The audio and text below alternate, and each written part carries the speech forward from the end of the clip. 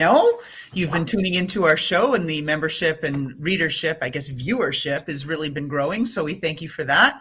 I am Laura Lynn, Dr. LL of HELPtalk, as some of you folks may know me. And every week we get into different challenges that folks are facing within our community, folks that are facing within the business community, the parenting community, and issues around youth development. Well, today, what we're focused on is the issues that businesses are facing, largely those small to mid-sized businesses who are struggling to keep their folks going. They've got challenges with HR, with retention, with recruitment. HR is just like, overwhelmed. Anyway, let me not spoil the show. We've got Justin Brantley here, who's an advisor to businesses from Insperity. Hi, Justin. Hey, how you doing? Appreciate you having me. Well, I am excited because we haven't had anybody who specializes in supporting HR departments yet. We've had a few folks who have talked about some of the issues around retention and recruitment from that side as recruiters, but not from the side of really looking into businesses and saying, what's your problem within HR? So let's get into that. Maybe, and I just noticed we match, which is kind of funny, and it wasn't even planned, but there you go. Maybe give folks a little bit of a perspective about what you're seeing right now in that business world, some of the challenges that businesses are facing, again, particularly that mid-tier sector. Give us a little sense. Yeah, so it's definitely changing since the pandemic, right? Being in the HR world, right? There's a lot of strategic aspects to it that can help businesses grow, right? In the end, that's the goal, right? Keep employees happy, retain and hire that top tier talent. And for example, for us, we represent a pretty big number of small and medium-sized businesses all around the country. And we actually just did a survey of like we do every year, of our clients, right? So I think we got like 10,000 responses back to it in terms of like, hey, what are your top HR concerns moving forward in 2024? And those three areas were overwhelmingly were talent retention, culture, and then employee engagement. Right. And then there's little subcategories in each of them. And in our report that we have, it goes a little more in depth about each one of them and why. Right. And which is a little different than the previous years. Right. One that was kind of surprising, it's usually always up there, is benefit costs are typically always one of the top tier ones. Everybody wants that long-term cost containment. And then, but when you look a little deeper into it, the struggle to hire and retain that top tier talent and to really have that homegrown, people are leaving because jobs pretty regularly over the last obviously couple of years, and finding jobs that might line up more for what they're looking for. So that's the majority of what we've been doing from a strategic aspect of things, is working with not just the HR departments, but leadership in terms of really focusing in on those key aspects of what they feel that they might need to look into to have an obviously successful 2024. So let's get into that a bit more, because 10,000 survey responses in itself is a phenomenal thing, given how people are so disengaged and have no time to do anything. So hearing that talent retention, recruiting and retention, not such big news, but I want to dive in a little bit deeper into the culture aspects, so that people are having struggles with culture, because I'm interested. This relates to soft skills and diversity and how people are treating each other. And of course, engagement is related to that. If you feel you're in a toxic environment and not a safe workplace, well, yeah, you're going to be disengaged and you don't think the culture's good and you want out of there. You're looking for a job. Talk to us what you can from your research, a little bit more nuanced into those two areas, please. Yeah, and to be honest, there's a lot that goes into it, right? So Sure. culture can be anything, right? So there is, depending on the size of the company, how it's structured, the work-life balance, all those types of things go into play. Because there's, like, for example, I work for Insperity, right? We practice, we preach, the best place to work, all that type of stuff. We're on all those lists. Our company culture is really good. I think our office culture, in terms of my individual office, is amazing. But they are a little different in terms of the feel for them, just because obviously the people that are there. The office of 10 is very different than a company of 4,000, right? So I think there's different levels to the culture aspect of it. And then there's it in that where it kind of goes a lot on the managers, right, of who running those spaces that you're in. Because I think how they run their offices has a big impact of the people that are underneath them. And it's just really trying, because every corporate entity usually wants to get to a centralized type of culture. And it's really built from the ground up, right? And that starts from really day one in terms of the rules and procedures and everything that you have in place.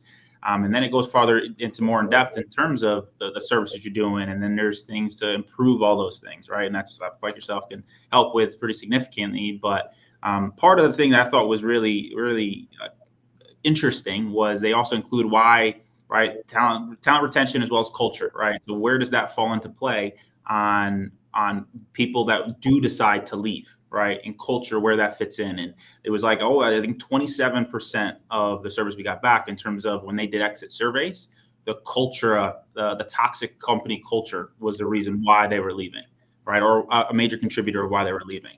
And that was like in terms of the top 10 things that they were the few things that they might check off of why they were leaving.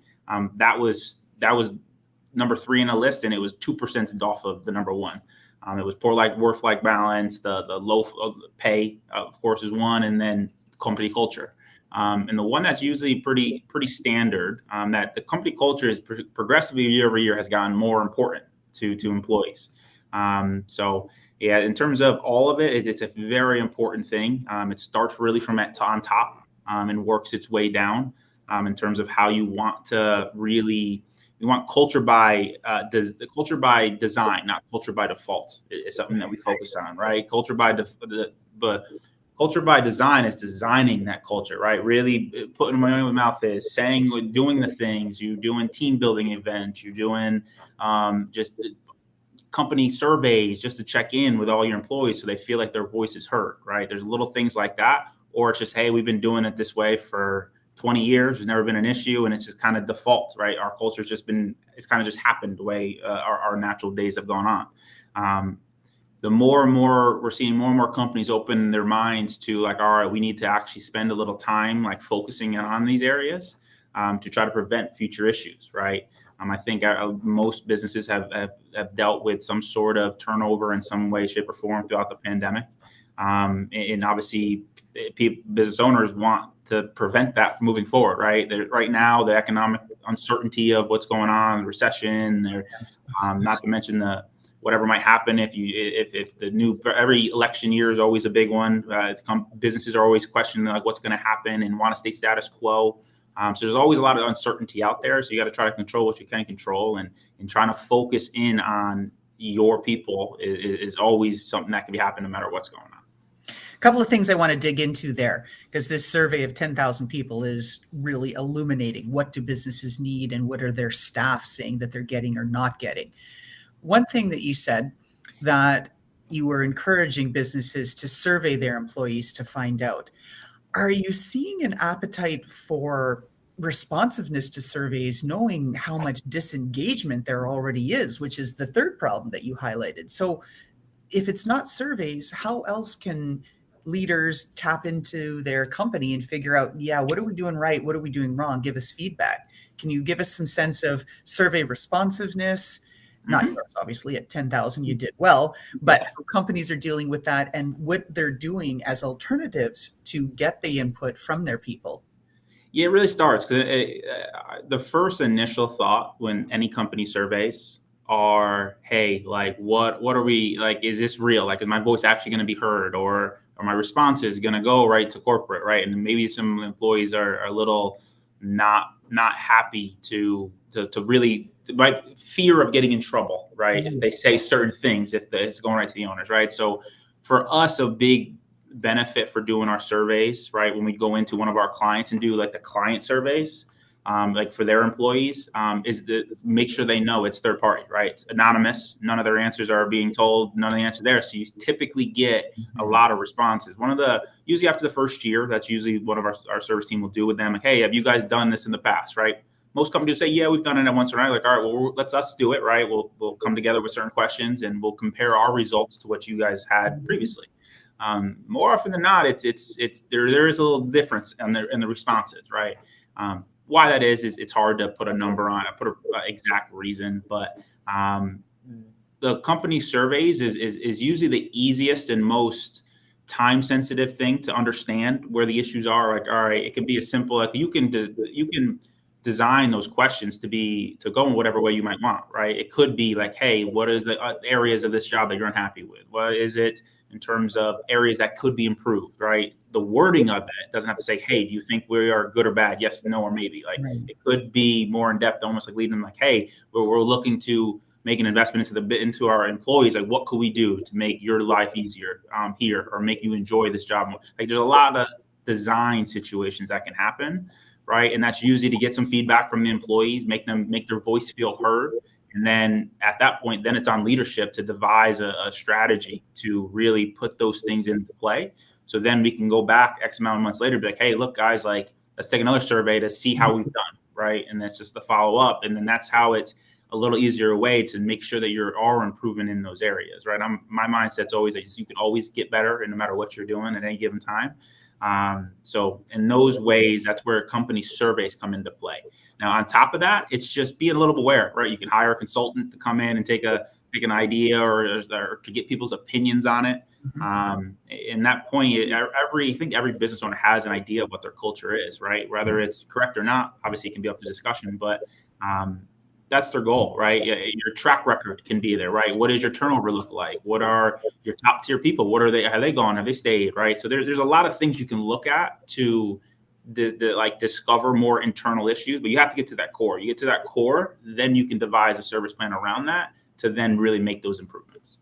And another key thing that I've observed in companies, Fortune 100s I've worked at, and other companies that I've helped consult at, there's a key thing there. You said that when you or consultants come in, the anonymity of a survey asking the employees, what do you really want? What's working? What's not working? The other key is, and I want to see if you guys have observed this, that when companies go forward, they do a survey, they put a lot of lip service to it. Yes, yes, we want to know what you're saying. Yes, we want you to be seen and heard. And then they do nothing. They don't close the loop. So of course, employees go the next year, if they're still there. Yeah, I'm not signing up for this thing again. It goes nowhere. It's a black hole. I put a bunch of answers in. Who cares? So are you seeing that a difference between companies who have accountability to the results and showing that they're doing something, that they are doing better and thriving in this world of uncertainty, versus companies who really aren't closing that loop? Are you seeing differences, Justin? Oh, absolutely. So one of the first telling signs we have, we come in and do a survey, right? And we always judge on the percentage of employees that actually responded, right? And the goal is to increase that every year, right? If the number one reason that employees don't fill out those surveys, right? Because they're not mandated to, is, hey, I don't think anything's going to change anyway, right? Or my voice isn't going to be heard, right? And that's the thing that you got to try to get over. But that is to your point. If they do the survey, you have to have usually afterwards. We always suggest have a meeting with your employees, like a group, whatever your normal meeting schedule you might have one like, hey guys, that survey you took, here are the results, right? It's cumulative, right? And you can have the results, and whether it be explained to the employees like, hey, this is what it is. So we're actually going to put some time into trying to look in different ways to do this and that, right? And then there's different ways you can go about it. You can then, you want, like, hey, you guys want to be open to have an open discussion about it, like to your employees, like what are ideas that you guys might have in mind that we could do, or that you guys have done at other jobs that you like. Like, there's a lot of different avenues to go once you do get the results. But one of the key factors when you recurringly do it is your percentage of people responding should never go down, right? If it goes down, then that's a negative, right? People will be more inclined to answer it and do it if they see that there is, like, hey, they went over me on the details of, they said our work from home policy was one of the biggest concerns for all the employees, and they ended up devising a plan of, all right, 1 workday home a week or 2, whatever it might be. It should always go increase higher though, right? Because then that gives them more. Because everybody wants to have a better culture. Everybody wants to feel like work isn't work, right? That's the end. If you can do that, that's what everybody wants. Yeah. We'll call that entrepreneurship. But anyway, yeah, we'll choke on that one. Another thing, though, that I want to come back to, you said in the beginning that I want to challenge a little. So a comment that you made is that it really starts at the top in the executive leadership. If they're pushing down that culture, that it will permeate. What I'm seeing in reading and talking to folks is that middle management is really that glue and that core. And middle management is basically undervalued and underappreciated because Mhm. they're that translation layer. They have to take the gobbledygook that comes from the top and says, make magic. I don't know. I have a goal. Make revenues, make our shareholders happy. And they have to translate that into having their people come to work, be happy to be at work, be productive while they're at work, and work collaboratively together in an environment that's conducive to psychological safety and productivity, right? All that stuff. Mhm. But all the layoffs we're seeing, what's the first layer that's whacked? Right? The middle, and they're the glue for the culture. Are you seeing implications here with all of the survey results that you did on HR trends as we keep getting rid of middle managers, that's creating the problem why we have a lack of culture and engagement? Is that the reason? Yeah, so it's always tough. I couldn't agree more. Right? The glue is definitely that middle management, right? So it starts obviously on the bottom for wherever the type of company might be, right? And if their culture, when you try to measure culture, that's the people that's going to come from, right? Of course, higher ups are going to say, "Oh, our culture is amazing." Middle management say, "Oh, our culture is amazing." When you get down to the lower, that's going to be the more realistic scenario, right? And it goes on up, right? Of course, corporate has a big part of it because of their implementing whatever their plans are, right? Middle management is the one that's carrying it out, right? So middle management needs to carry it out. I know I've talked to so many business owner manager people that I know that stayed at jobs specifically because their manager was so good, right? It wasn't the company, it wasn't me, it was just my manager. I love, they were perfect, right? They managed me the way I wanted to be managed, right? That he put me in a position to succeed, right? Employees care about that a lot, right? So when people in upper level, like, of course, there's almost like there's always needs to be a head to fall on a sword, right? Is what the saying is about why something's not. It could be lack of production, right? It could be lack of turnover. I've seen turnover get blamed on middle management. And unfortunately, that's where there's got to be talks, right? And again, that's where it starts on top for sure, because then it trickles on down. Because obviously the managers are responsible for their, like, the people that underneath them, and then whoever the manager reports to is underneath. So it's obviously a hierarchy. But every part of it needs to be looked at, right? Middle management does, to your point, get the grunt of it because, like, well, look, we aren't hitting our numbers. That means the people on the front lines aren't doing their job. You're managing them, so hey, you're gone. And unfortunately, that doesn't tell the whole picture, right? So it obviously depends on the organization and the industry and some things like that. But it's arguable. Obviously, the C-level leadership is very unbelievably important. That middle management is just underneath that in terms of importance, because that's the people that is portraying everything that you're laying out, right? And having a direct impact on the employee, your core employees that is carrying out whatever services that you're producing. And comment, everybody's heard the expression, people don't quit their companies, they quit their bosses, right? So that's a thing. Yep.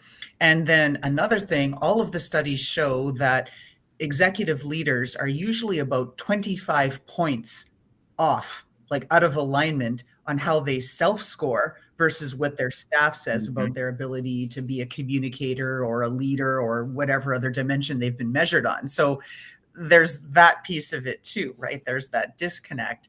Now, I want to switch gears a little bit away from your survey and what you're doing and talking about the whole concept. It's really a rising industry now called PEO. People may not even know what is a PEO and what does that mean and why would a company need a PEO? Can you explain what a professional employer organization is?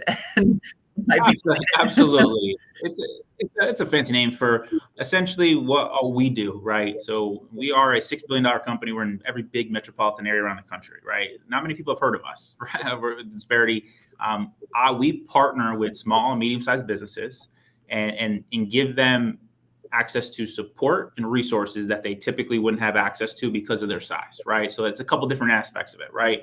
From a financial side of things, we give them the ability to piggyback off our economies of scale, right? For example, one thing's like medical benefits, right? If a 15, 20 person company, right, typically would go through a broker for medical insurance, they would have the buying power of that 15, 20, how many people they are, right? So they're pretty much going to be locked into what they call a small group health plan, right? For us, how we do it is we bring them on board under we partner with United Healthcare. We're their third largest partner in the United States.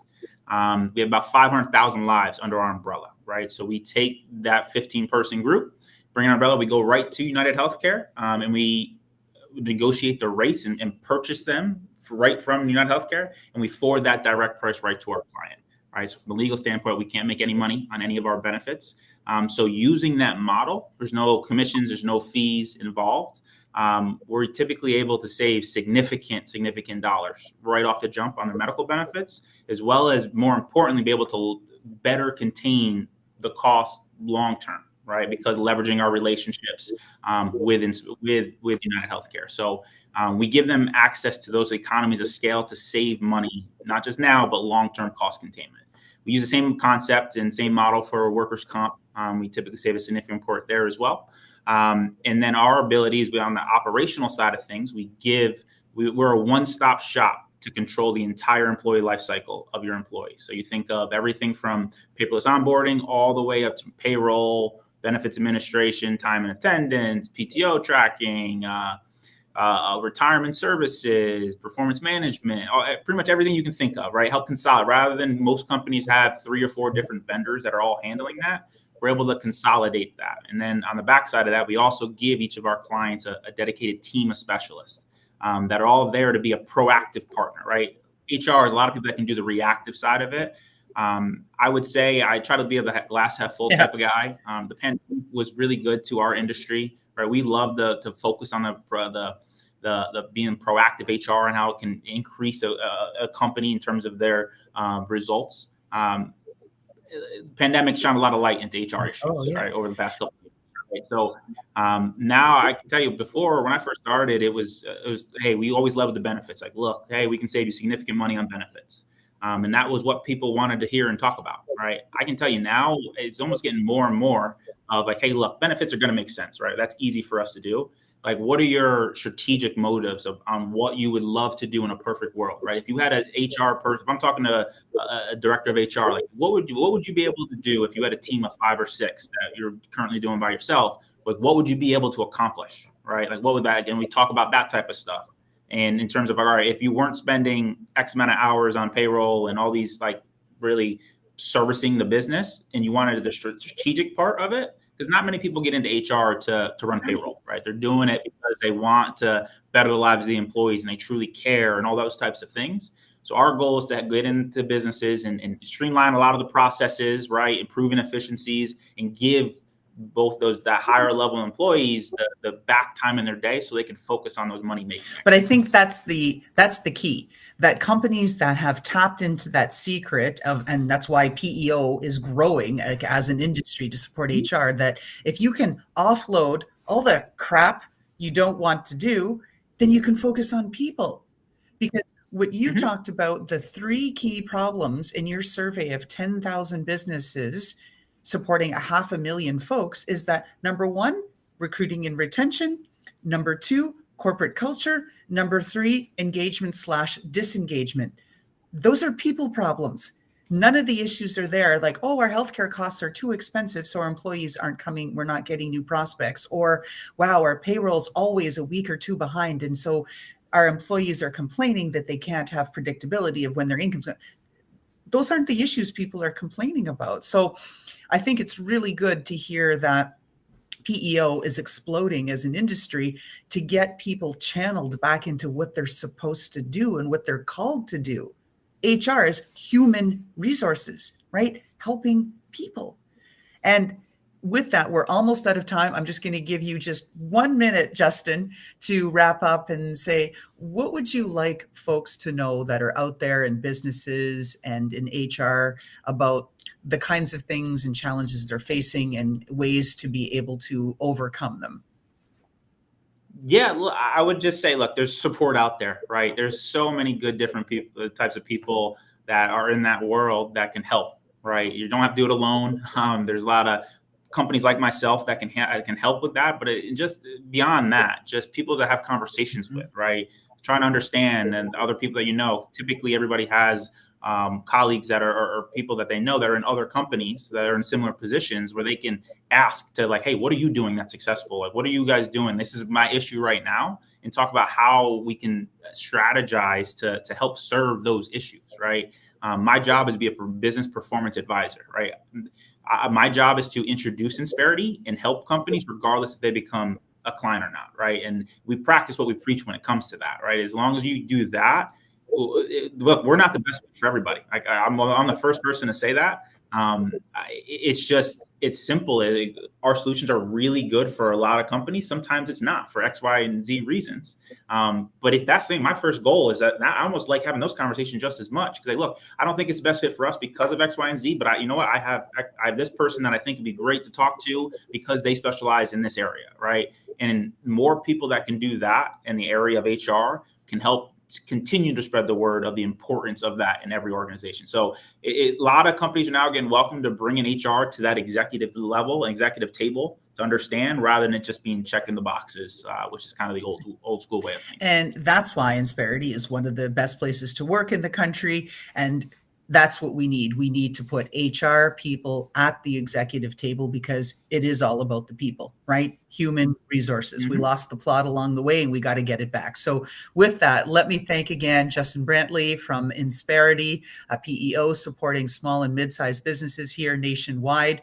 We've learned a lot today about the issues that small and mid-sized businesses are facing around talent, recruiting and retention, around corporate culture, and around employment engagement.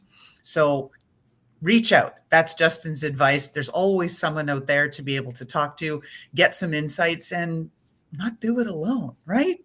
Absolutely. Thank you, Justin.